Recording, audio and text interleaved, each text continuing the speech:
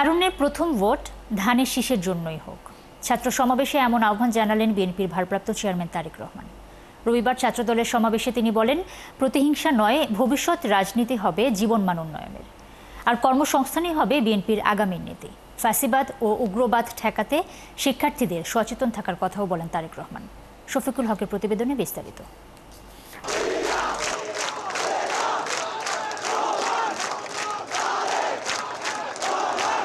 নগরীর প্রতিটি সড়ক যেন মিলেছে শাহবাগের জনস্রোতে।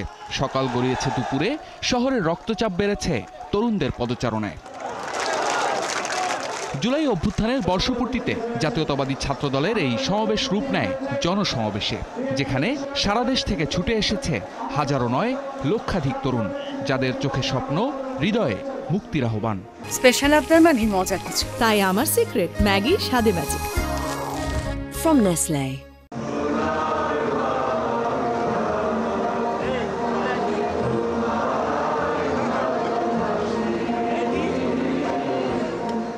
জাতীয় সঙ্গীতের মধ্য দিয়ে শুরু হয় সমাবেশের মূল আনুষ্ঠানিকতা। এরপর শ্রদ্ধাভরে স্মরণ করা হয় জুলাই অভ্যুত্থান সহ ফ্যাসিবাদ বিরোধী আন্দোলনের সকল শহীদদের। সমাবেশের আবেগ ছুঁয়ে যায় যখন জায়ান্ট স্ক্রিনে বক্তব্য শুরু করেন তারেক রহমান। দূর থেকে দেওয়া বার্তায় ছিল নেতৃত্বের পাঠ আর বাস্তবতার চোখে দেখা স্বপ্নের দিশা। কথামালার রাজনীতি নয়, বরং আমরা শুরু করি মানুষের জীবন মান উন্নয়নের রাজনীতি। বক্তব্যের সিংহভাগই কেমন হবে আগামীর বাংলাদেশ, সেটি নিয়ে বিএনপির পরিকল্পনা তুলে ধরা হয়।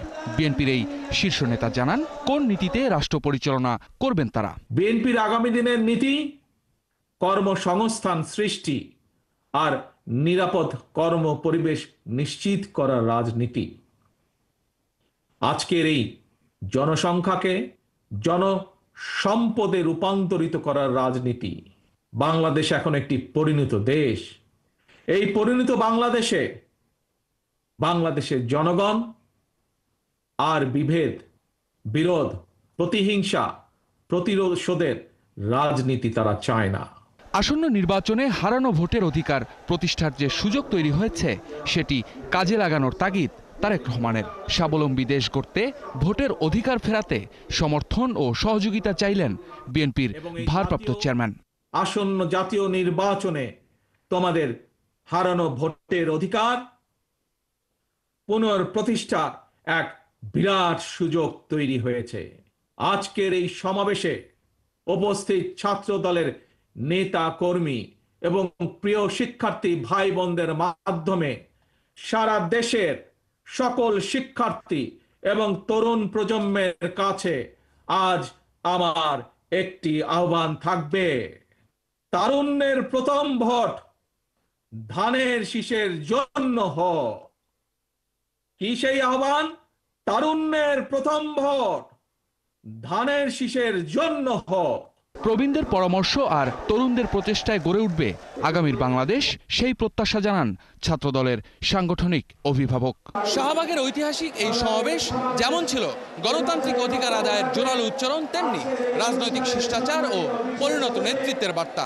তারেক রহমান বললেন, আগামী দিনে ভোটাধিকার ফিরিয়ে আনার আন্দোলনে এই তরুণ শক্তিই হবে পরিবর্তনের অন্যতম নিয়ামক। সতর্কবার্তা স্পষ্ট, কুচক্রী মহলের ফাঁদে পা না দিয়ে আন্দোলন করতে হবে গঠনমূলক। লক্ষ্য থাকবে জনগণের প্রত্যাশা পূরণের। শফিকুল হক, ৭১, শাহবাগ, ঢাকা।